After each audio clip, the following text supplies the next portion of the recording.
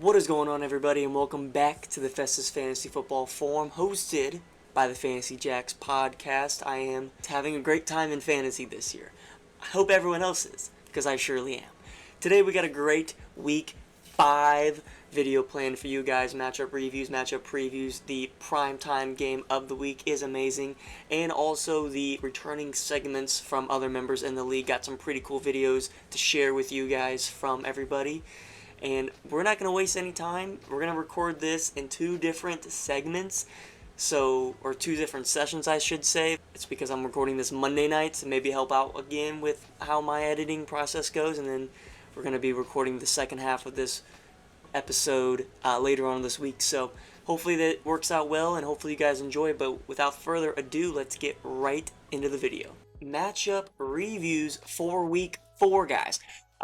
I had a great week last week picking games. I went 6-0, first time all season, and I don't want to say it's my first time ever, but it's definitely one of my only times I've ever done that. So that brings my total record for the year to 15-9. Way better, way back on track, if I do say so myself. Pretty happy with that. Chris, update for Chris. He is now 13-11 after he went 5-1 last week, so that's really good for him. I hope everyone is kind of enjoying that. I certainly am.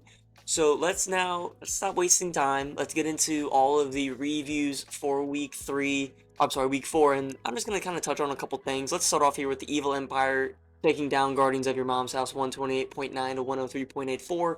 Listen, it's just hard to beat a team whenever you have guys like Zach Charbonnet and RB2 scoring touchdowns in the flex, and then his team is well-rounded for sure, but it's more so the Guardians just lost this game. A.J. Brown and Ladd McConkey, completely useless out there, unfortunately. And I love Ladd, so that really does hurt to see that. On the bench, I mean, you had Dak and R.J. Harvey do great this week, but it didn't really matter. When you're looking at team outlook for the rest of the season, it's kind of bleak. I love Justin Fields and Garrett Wilson and what they bring to the table, but A.J. Brown and Ladd, it's a big, big concern. DJ Moore, I honestly don't hate, because he has, I think, a safe floor with at least 4 or 5 catches a game. I'll take that out of the flex.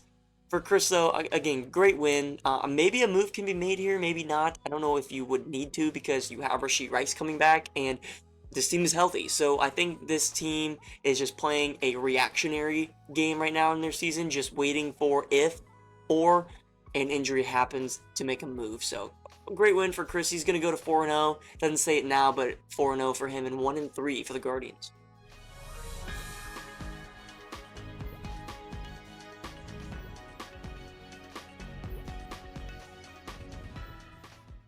Special report, Jackson's dog shit, and we're going to break down why. Justin Fields, good quarterback. Can't believe nobody picked him up. That is kind of crazy. Omarion Hampton, I hate to admit it, but dog. Kind of ruined trades with AJ. Super timid now. So, AJ, please answer me. Okay? I have so many trades we could do. It could be beautiful for us. Just answer me. Tony Pollard, I hate that fucking guy. Luckily, he's dog shit, and he didn't play for you well enough to fuck with my team. A.J. Brown, your second round pick is putting up Tutu Atwell numbers, and that's just not sustainable. Ladd McConkey should be a wide receiver 1. He's not. So I don't know how you play that guy confidently every week. And it's a bad stack with Omarion. I know you're trying to get rid of Ladd. Nobody's fucking buying, okay? He's playing like Julian Edelman his first year in the league. Juwan Johnson, I can't hate on that play. He usually leads his team in targets. Tight end 7, super solid. Garrett Wilson. This is like the most boom or bust player ever. Never mind. He's actually a fucking dog. Oh my god. 22 points, 9 points, 24, 20 points. Yeah, if he has to make a trade, he's trading Garrett Wilson. DJ Moore. I never want to go into a week hoping DJ Moore does right by me. That's just not something I would ever look forward to. 8 points, 9 points, 12 points, 7 points. Hell yeah, buddy. What a steal. Could have got that dude in the 9th round. I'm not even going to talk about your bench players. Those guys are fucking useless. I mean, they killed it for you this week, but that's terrible. Nothing to say about my team. It's pretty fucking good. No injuries, thank God. I would just like to shout out Tyler one more time for the Trey McBride trade. Really wanted that fucking guy in the 3rd round. And I ended up getting him for the guy I drafted in the 3rd round right before he... before his knee decided to be a right angle. That's fucking terrible. That's such bad luck for Tyler. But thank you again, Tyler, for the Trey McBride trade. Just had to shout out that trade. I mean, yeah, like, bottom line, Jackson's team is dog shit and mine isn't. Mine's pretty decent this year. So, yeah, that's the special report. Hope everybody has a wonderful week 5 besides Jay Gill. You know, he's got his own problems. Neighbors is dead and Bucky has 1 foot. Good luck, brother. Oh, man. But yeah, that's my special report. Let's go to a divisional matchup here and a divisional win for Name Still Loading. He took down the Dogs 135.38 to 104.48. AJ gets 2-2, ties himself for the division lead, and the Dogs, Super Bowl champions, fall to 0-4, which at this point, it's probably going to be impossible to climb up out of there. Tyreek Hill, unfortunately, he just traded for him last week to get Trey McBride out of here. He brought in Tyreek Hill looking to get his services needed. And unfortunately, he is now out for the season in a gruesome leg injury that we all saw. And he had traded Jordan Addison, so he essentially traded Trey McBride for absolutely nothing.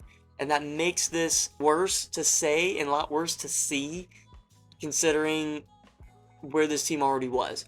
Caleb Williams, an off night, but Travion Henderson, still not enough usage. Ibuka is literally the best part about this team. You nailed that pick. He's your Brian Thomas from last year. Congratulations for that. But Kenneth Walker, I don't think was enough. Michael Pittman, I do actually like Michael Pittman, so I'm not going to dog on you there. Even Pitts had a great game, but even when you go to the depth pieces, not much here. Just a bad game, bad season right now for the Dogs. And Name Still Loading. Look, 135.38 points is fantastic. Quentin Johnston, look at him. Wide receiver 1. Jordan Love did great. And then your running backs did just enough. But here's the main thing, guys. Puka Nacua is the wide receiver 1 this year. And I think he's probably, in my opinion, the best player in fantasy. So good job on your part, AJ, for nailing him. Pause. Even Jake Ferguson looks great as well. So I think this team can be really, really good down the stretch. Puka, like I said, you're going to have to ride this number 1 player in fantasy out, in my opinion. But if you feel you need to trade him away, then you go ahead. But I don't really know what value you could get back that remotely compares to what Puka can do for you. I mean, literally 36 points alone. Team Diddy lost to Bucky's Backpack in a very low-scoring affair, 99.42 to 88.38, but the score really isn't what matters in this game. It's mainly with Malik Neighbors going down with a gruesome and unfortunate ACL tear in his, I believe, right knee. Bucky Irving also comes out of this game with an injury and appears to be pretty serious. I mean, not overly serious, of course, like Malik Neighbors, but pretty serious in the fact that they're getting some additional testing done. So it's very possible that he could be out for a couple weeks. So we got to monitor that. But Justin Herbert, bad game. Javonte Williams, another great game. You know, under 100 points scored isn't great, but whenever you get a win, you're taking advantage of a guy who has a very injured team right now. Lamar got hurt in the 4th quarter. Brock Bowers, although didn't have an injury designation, we all know he's playing injured at this point. I mean, his production's been that bad. I mean, let's just go and look at Brock Bowers here. 15 week 1, but then he got injured and he hasn't been over 10 points since, and not over 5 catches since. Is that a Geno Smith problem, or is that a problem for his health? I think a little bit of both, truthfully. Just an off week for Jacoby Myers. Calvin Ridley injured. Ricky Pearsall looks to be injured. You go to the bench, you really don't have that much depth either. Christian Kirk, not really much there. Rondale could see an uptick in production now that Malik Neighbors is out, but Kenneth Gainwell, he was the star of the a story of the day here, and you could have played him in your flex and won the week. So for that, Austin, I'm gonna graciously give you a "You Fucked Up" award, and I'm so happy to do that because I literally think you're awful, and I think you suck. Congrats on your "You Fucked Up" award, your first of the season. I'm sure there's gonna be many, many more in your future. Good win for Jay Gill though. Moves to 3-1. Team DD falls to 2-2. Let's go to a pretty high-scoring affair here, but a win nonetheless for Brockzilla, 155.32 to 109.96. Another unfortunate week for Colin. It's going to move to 0-4, kind of the same deal as Ty in the sense that it's going to be pretty much impossible at this point to make the playoffs and win a championship unless maybe things start clicking for this team in ways that we haven't been able to see. I mean, granted, it's not been scoring. I want to make that very clear. It's not been scoring. That's been the issue. It's been the points against. However, there are still a lot of concerns with Ja'Marr Chase, with your running back room. This week, your flexes played fantastic along with Josh Allen, but it still didn't matter because you're losing so many points with your first round pick in Ja'Marr Chase. That is a big, big problem. Brockzilla, congratulations on another huge week for you. Everyone went off. I just want to highlight this though. Brian Thomas, another bad week, and Derrick Henry, another bad week. Are you pushing the panic button on them? I think so, especially Derrick Henry. Someone to monitor there. And now, if any injury were to happen, I don't see a lot of depth down here besides Matthew Golden, and even that's not all crazy. So look, Brock's team is healthy. Brock's team looks to be very, very powerful right now, and I'm excited to see what happens in the next coming weeks. Good win for him. Moves to 3-1. Let's now go to the final 3 o'clock game here, and we had a nail-biter, actually. Can't Chubb check. He took down Tony's team 126.66 to 122.22.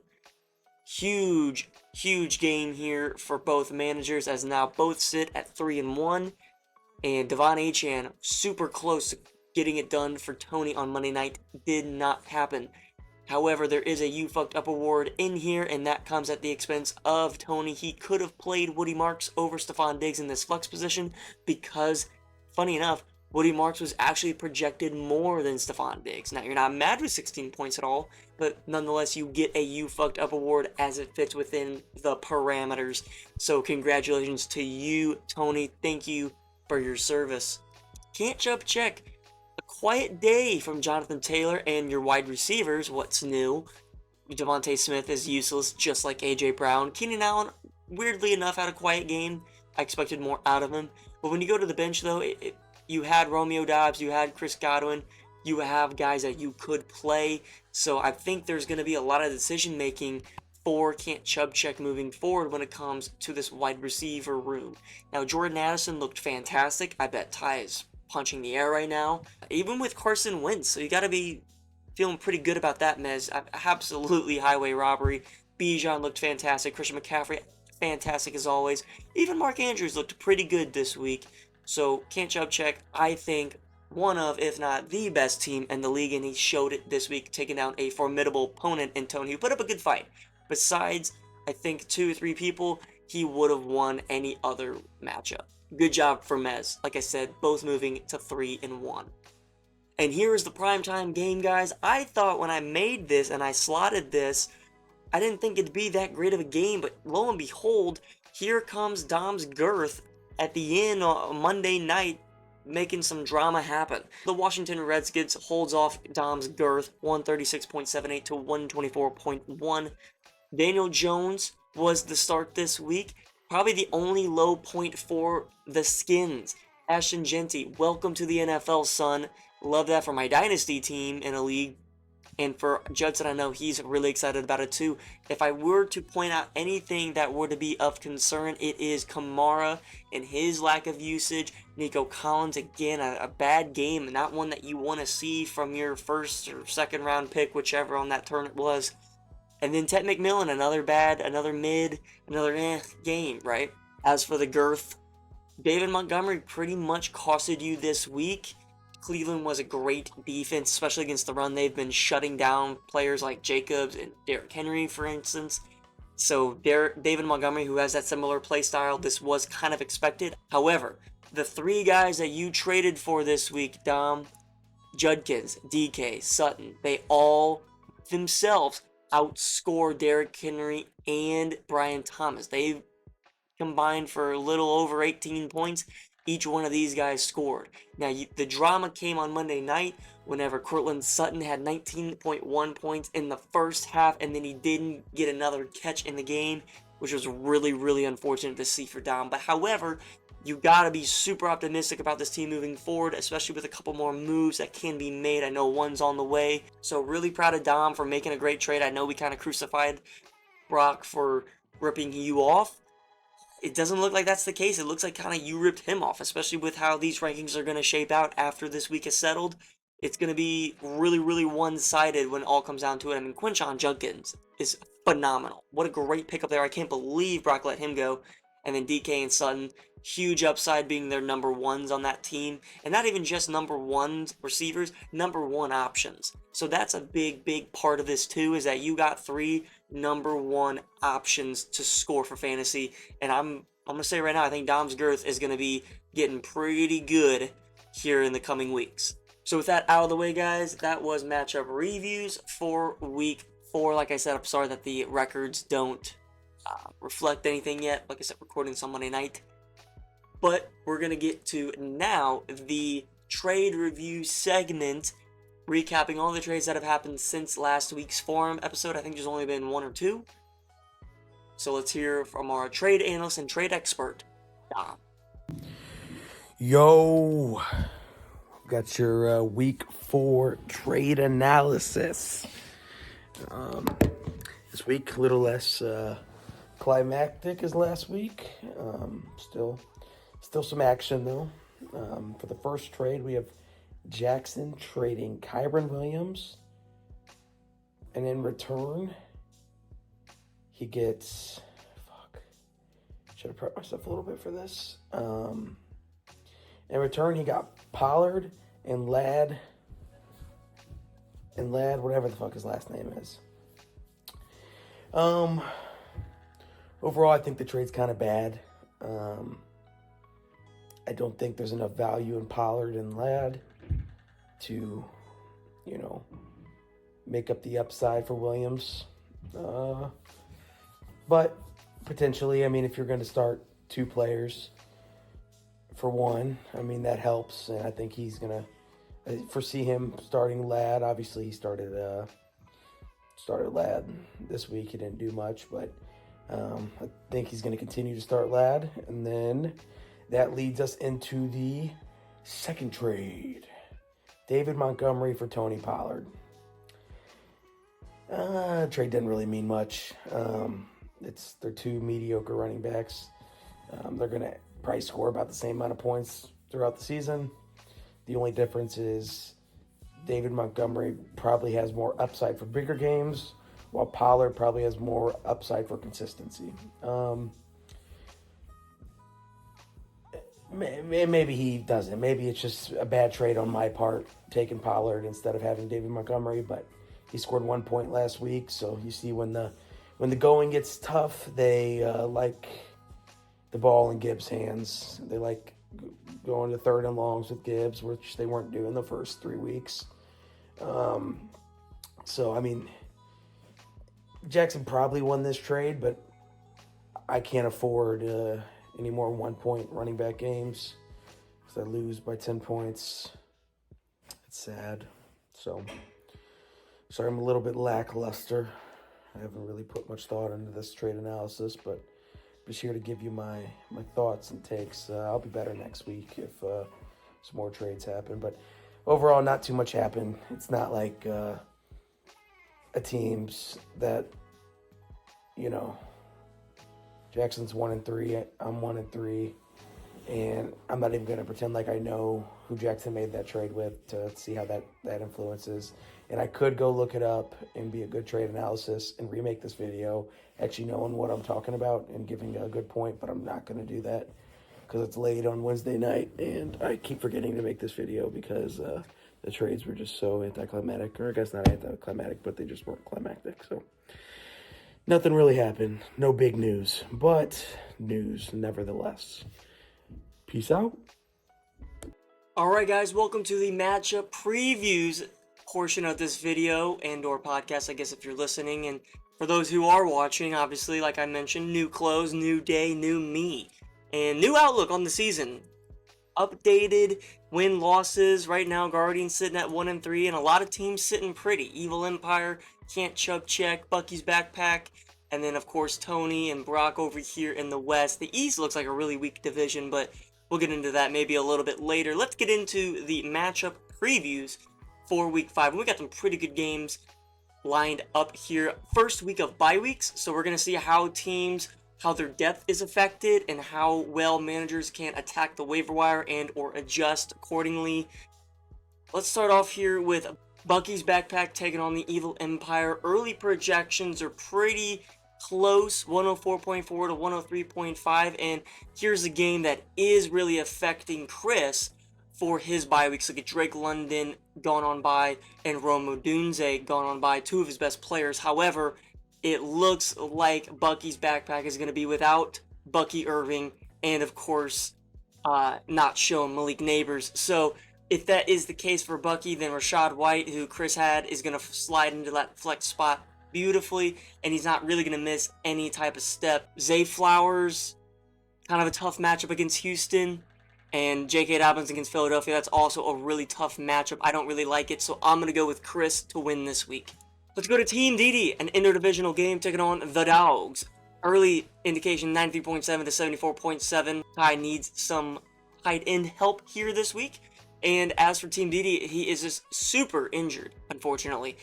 Xavier Worthy was coming back off injury. He looked pretty good, but it looks like Brock Bowers is super injured. He already has him moved out. It looks like Pearsall is injured. He hasn't moved him out yet, but I imagine he will. And then Lamar is doubtful. So he is going to have to really attack the waiver wire. Maybe he has to play Calvin Ridley or Christian Kirk, which is gross. You don't want to do that. So as for Ty, I mean, there is definitely a chance. Go get a waiver wire quarterback, have Travion do good, have Kenneth Walker do good, have Igbuka do good, and you could definitely see some good things happen for the Dogs. Austin this week is super, super gettable, especially with Saquon having a bad matchup. So I'm actually going to go with potentially an upset pick here, and I'm going to go with the Dogs to win this week.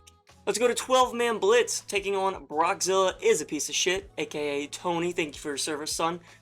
It is 116.1 to 120.8. Right now, these two teams, besides Jaylen Warren and obviously DeAndre Swift, it doesn't seem as so that there's a lot of bye week implications for this game. I'm interested to see what Tony does with these flex spots, specifically Stephon Diggs and the newly acquired Woody Marks. Maybe he goes after someone else on the waivers as well. And as for 12-man blitz, it's looking like he's going to be rocking the 22 personnel. I really like that. This game actually I think could be a very good one. I didn't want to put it at prime time just because Tony's already been there. But this is a do or die week for Colin. I said it was 2 weeks ago and he lost. I said it was last week and he lost. I feel like I have to keep picking him because if I don't, he's going to win when I don't pick him. So I'm going to just take him to win this week. I think Shamar gets it going finally against a positive game script against a weaker-ish defense. I think Trey Benson gets it going a lot against Tennessee. I think Josh Allen does what Josh Allen does. For Tony, it's not really a knock against his players. Huge matchups for him this week with Cincinnati and Tampa Bay. So imagine that most of his points are going to come from those two players right there. So if they go off for, 25, 30 points each, there's a very good chance that Tony wins. If somehow, some way they bust, pause. I just said Tony has better matchups, but I think it's his week. It's got to be Colin's week. It has to be, right? Law of averages say he has to be. Here is what could have been the primetime game, but I didn't want to put it there because Brock is going to be in there next week for primetime. So it's Dom's Girth taking on Brockzilla, 95.9 to 110.4. This game is going to be kind of even because Josh Jacobs and DK Metcalf both out on bye, along with Matthew Golden, of course. This is going to be really, really good to watch. I mean, look at Bashal Tootin in there in the flex, which he's borderline droppable, so I don't even know why he's in there right now. Obviously, we know about the big trade going up against Judkins and Sutton this week. This is going to be a huge game, and it is very possible that Dom's team upsets Brock this week. All things considered, besides the narratives and the storylines, Brock's team has done really, really well this year. Last week they put up 155 points, a huge boom week for him. You're going to have to expect him to regress probably down to around this 110 projection total number. Unless, of course, he does change his Bayshell Tootin flex, which I'm sure he is off of waivers this week. For Dom's Girth, I think he's going to overperform, okay? Mahomes has been really good. Judkins has been really, really good. Tony Pollard, newly acquired, has a great matchup against Arizona. And then Courtland Sutton, although a tough matchup, positive game script, hopefully. With that all being said, and I really would for the amazing storyline that it would be for Dom to win this, I think Brock's going to win. Still too much firepower for Dom's Girth to handle. Let's go to the final 3 o'clock game, and we got the Washington Redskins coming off a very impressive birthday win for Judd, taking on Can't Chub Check. Right now it's 122.4 to 117.9. Really, really high scoring projection totals right now, so this should be a pretty fun game to watch. Right now, Daniel Jones is getting the start for Judd. I wonder if that sticks or not. But then you got Genty, the breakout week last week, so we could expect another big one this week. Besides that, Tet, Nico, Devontae Adams, Pickens, they have been great for you so far, but still a little bit concerned about the matchups for Nico Collins and Devontae Adams coming on a short week, who was a little bit banged up going into last week's matchup, so I wonder how he handles it this week. For Can't Chub Check, same deal applies. I mean, you don't have Bijan this week due to the bye week.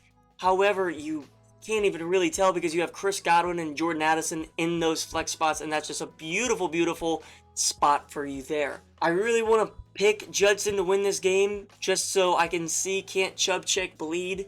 Right? His team looks unbeatable at this point. However, I'm going to have to go with Mez again to win. I understand Judson has a really high projection total. I imagine this team comes back down to earth to around the 105, 110 range. And quite frankly, even without Bijan Robinson, Can't Chub Check can do that any given week. I would honestly say he's going to average 120, 125 points a week this year. So I'm going to go with Mez. And that leads me to, guys, the surprise primetime game of Week 5, and that's the Guardians of Your Mom's House taking on Name Still Loading.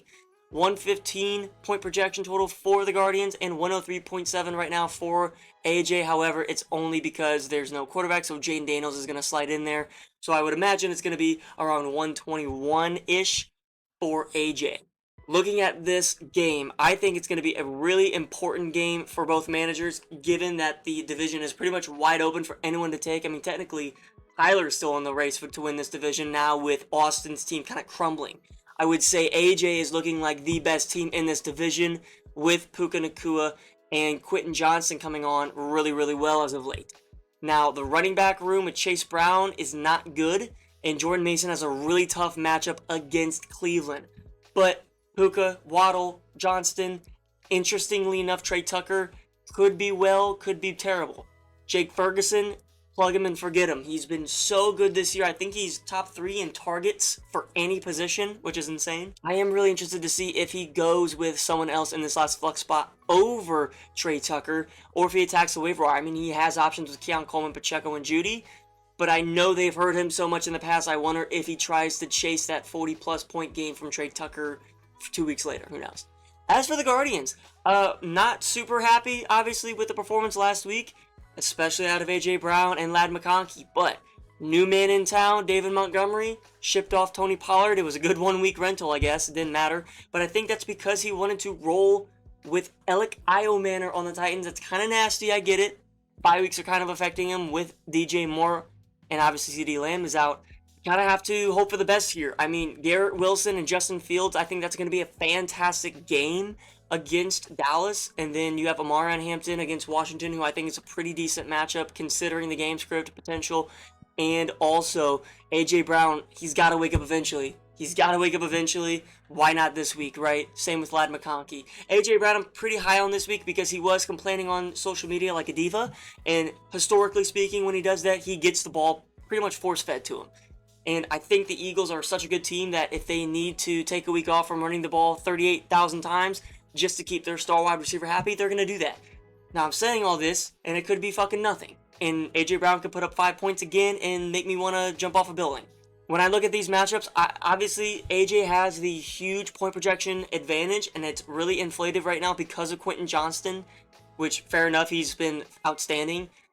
But Puka on a short week against San Francisco, who have historically been really good against the Rams, obviously their division opponents, I kind of like a week where he doesn't go for 36 points. And on top of that, Quentin Johnston, maybe he cools off too, I don't know. There's no confidence right now in this Guardians team, personally, and that's really scary. You don't want to be going into a game like that. The only 3 guys that I know I can trust are Fields, Hampton, and Garrett Wilson. Saying that I trust 2 Jets players, it's not good.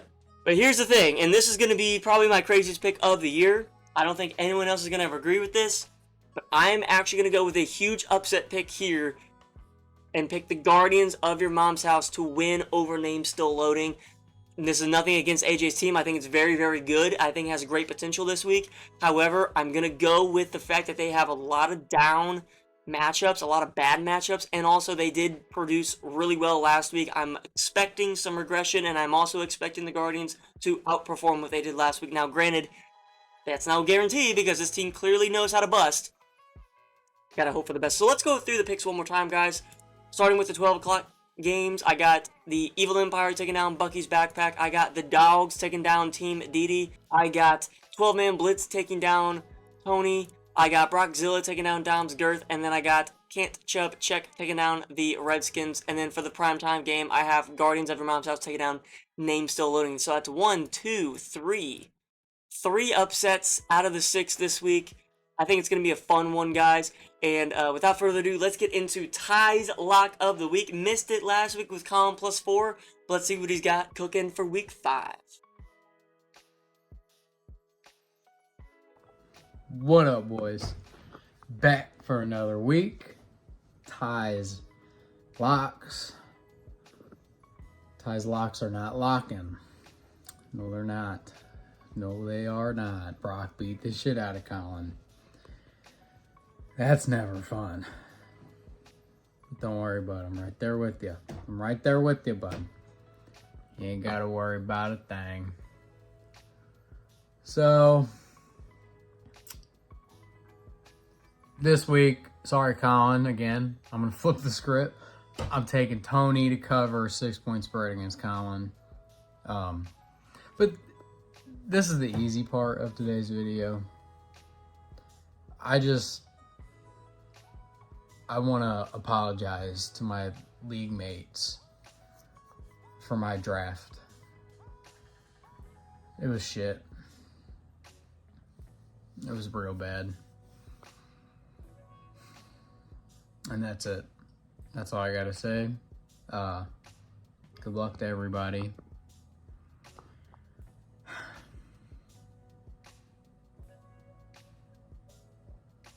Tony, 6-point spread, favorite, cover. Go Steelers. Thank you so much for that, Ty. I hope it hits. Hope it works out for you this week. Let's move on now to the power rankings and final portion, or segment, I guess, of this episode. Just to get another look at the standings right now. Maybe some key points for the playoff percent chances. You got Name Still Loading at the top of the division, but only at 47%, with Team DD still at 64%. It's kind of interesting there. Everyone in the North damn near is probably going to make it this year, kind of like how the East was last year. It's very possible that there's only one each, and then this whole division makes it. But let's get into the power rankings, guys. I want to start off with number 12. Unfortunately, it is our reigning champion, the Dogs, coming in at number 12. Officially the worst team in the league, and I don't think it's any argument now, especially considering Tyreek Hill was injured. So effectively speaking, he traded Trey McBride for nothing. I guess you can consider Jordan Addison being included in the Bijan deal to help get you some players that you got, but in my opinion, you traded Trey McBride for nothing, so your team, it's going to be really hard to come back from. And I'm not going to say the season's over. You have some pieces that if you wanted to trade the farm for, you could, and maybe that helps. I'm looking at Emeka Egbuka and Kenneth Walker, potentially Travion Henderson. No one's going to be, paying a lot for Michael Pittman or Juwan or Terry at this point. It's just kind of the direction that you want to go from here, Ty. Do you just want to go down with the ship, or do you want to still try and work for your season? I don't know. But I think it's only fair to put you at number 12, all things considered, with the 0-4 and lowest scoring team. Let's go to number 11, guys, and it is me. I gotta, in no good faith and no good conscience, can I put this team any higher than number 11? And I know if I did, I'd get crucified for it.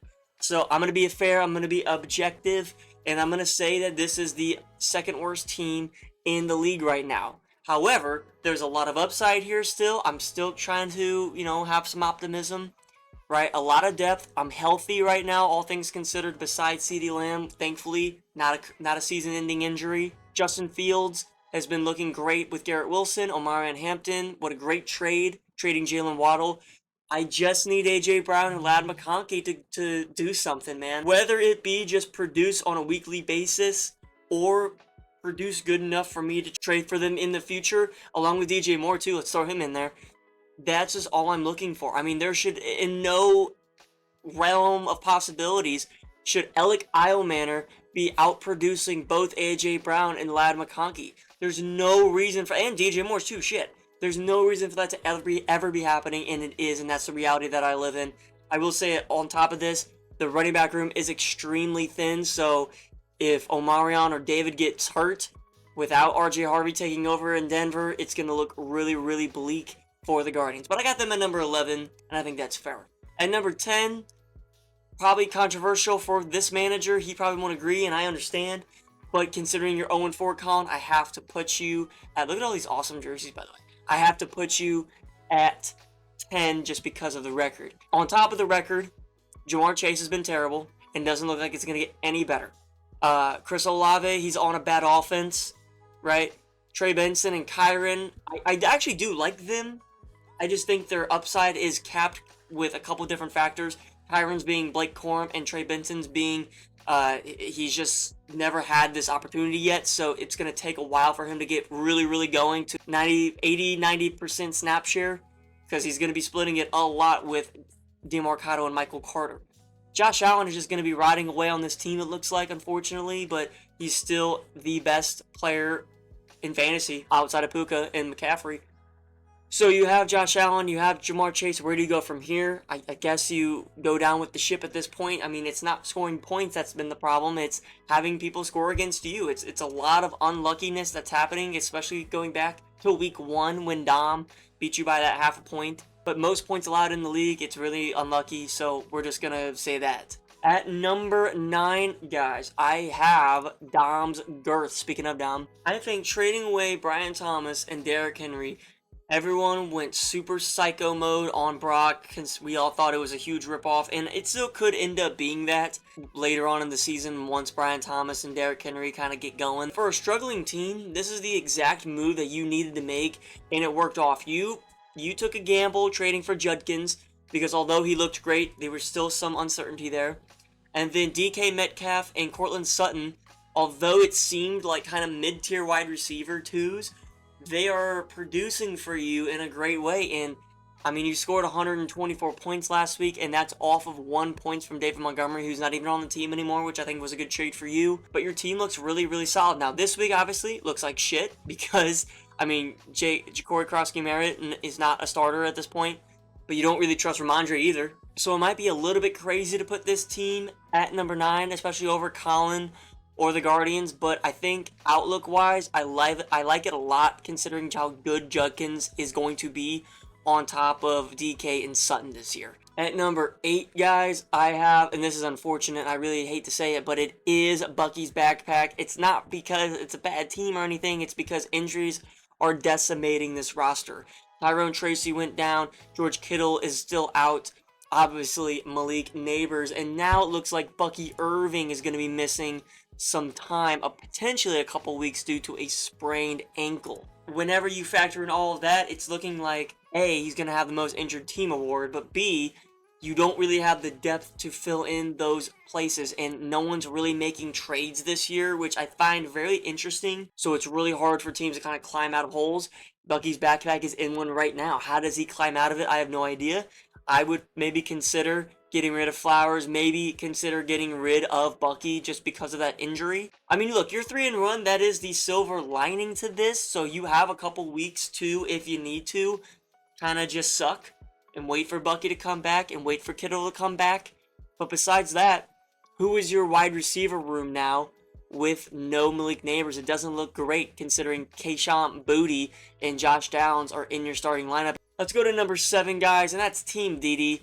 I really don't even like my rankings this week, I'm going to be honest with you guys, because the more I think about it, the more I really hate Austin's team, especially the state of it. But then again, I mean, I can't really rank him any lower because Jake Hill's in the same boat, and then the other 3 teams have way worse records. Looking at Austin right now, look, Lamar looking to be out for a couple weeks. Says doubtful. He's going to be out for this week most likely, and then he's probably going to be out for 2 to 3 more weeks.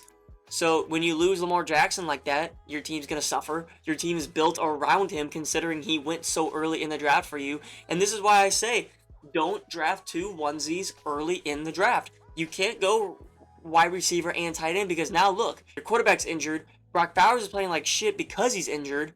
And now you have no good depth pieces to fill in for other guys like Ricky Pearsall. Like, you don't want to put Christian Kirk in there. You don't want to put Calvin Ridley in there, who's also hurt, by the way. This is just crazy. It's not a good spot to be in if you are Austin, but he, per usual, is going to overvalue the fuck out of his players because he started off 2-0 and was talking all that shit.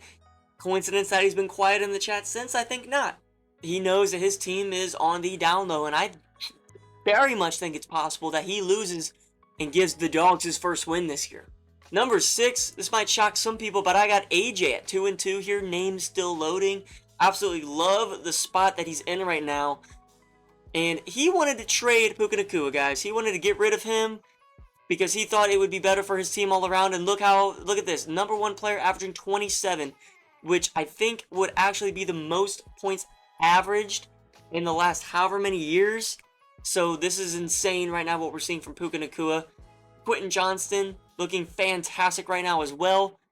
The only problem, and the reason that it's at 6, maybe not higher, is because the running back room is really bleak. Chase Brown is borderline unplayable at a running back position. Maybe a flex would be fine, but running back position, he's borderline unplayable.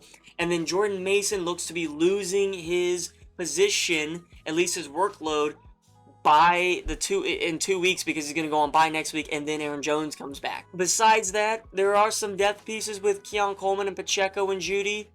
You know, Trey Tucker, I guess. But Jake Ferguson, tight end 1, Puka, wide receiver 1.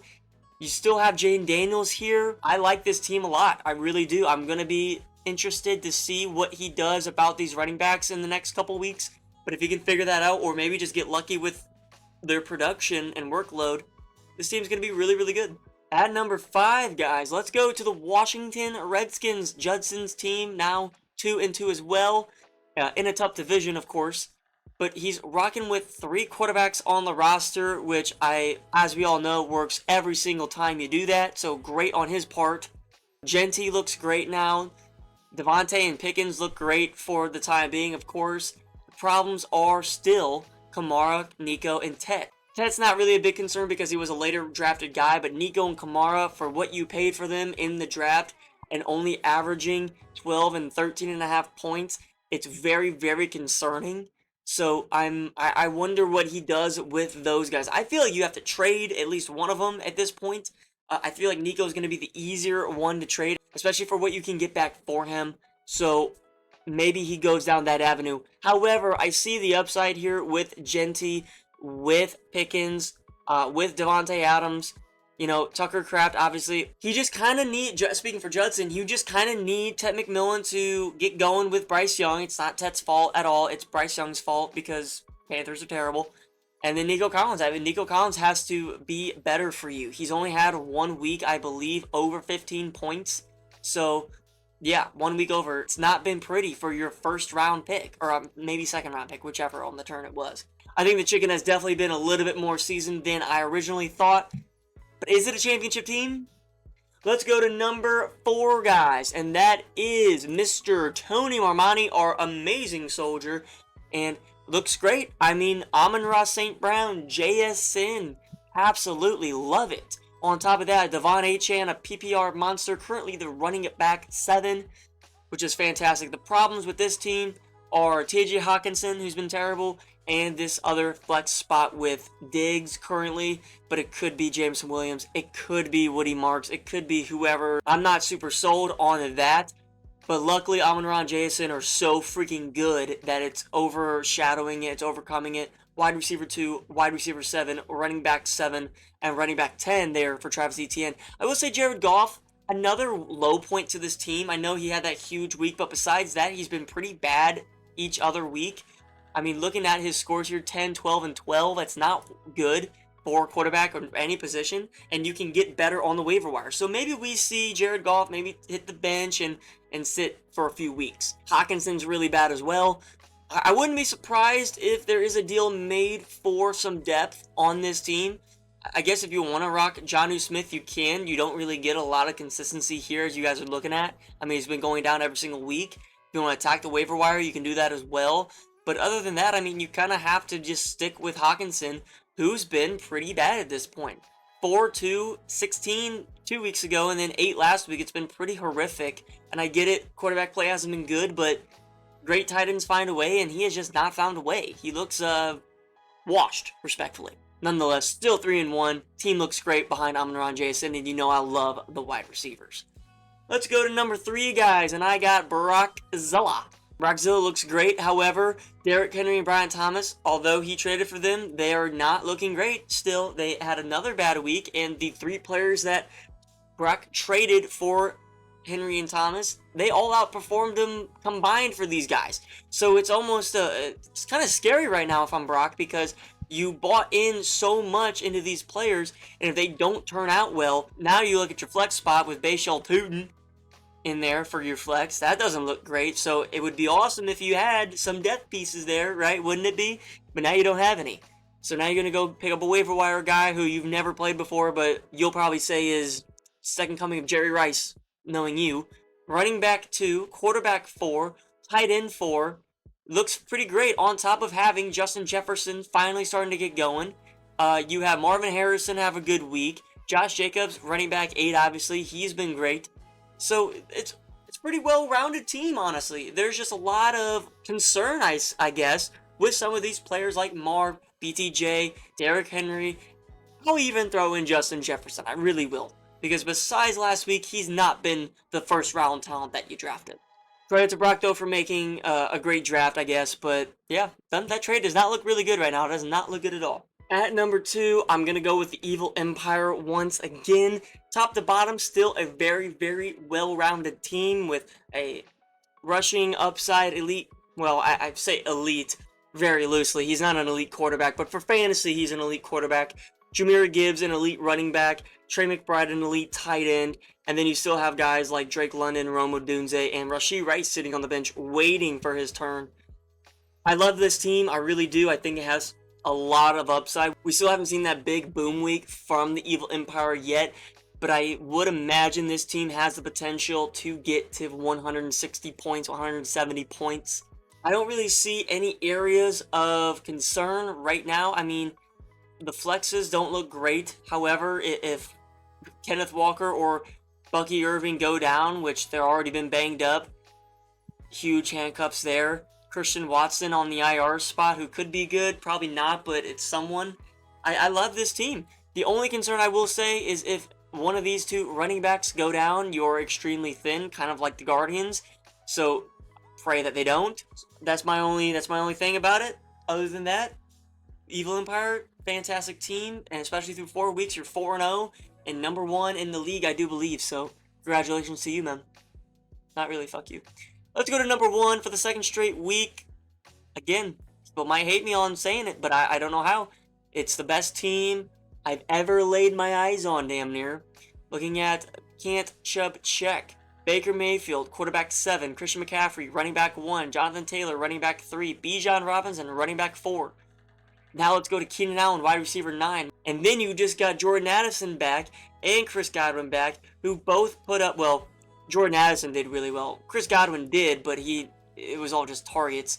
10 targets last week for Godwin, so production-wise wasn't great, but 10 targets is always really good. Jordan Addison, though, fantastic.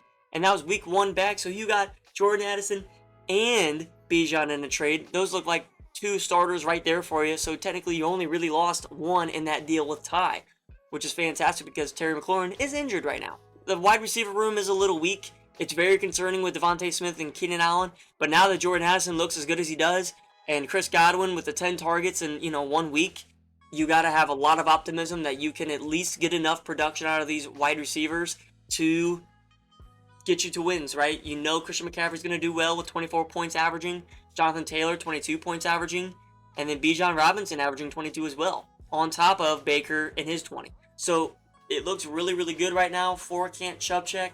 Really happy for him. He made a great deal. Probably the best trade I've ever seen him make, and probably one of the best trades anyone's ever made. And he's reaping the benefits of it. And right now, personally, he looks unstoppable. With that all being said, guys, I hope you all enjoyed. If you did, please leave a like. I thought this video went pretty well this week. I hope everyone enjoyed the segments. I hope everyone is enjoying the flow of the forum and how it's coming out with the schedule release and everything like that. So I hope you guys, if you need anything, let me know, and good luck to everybody this week except AJ. Go fuck yourself. All right, see you guys.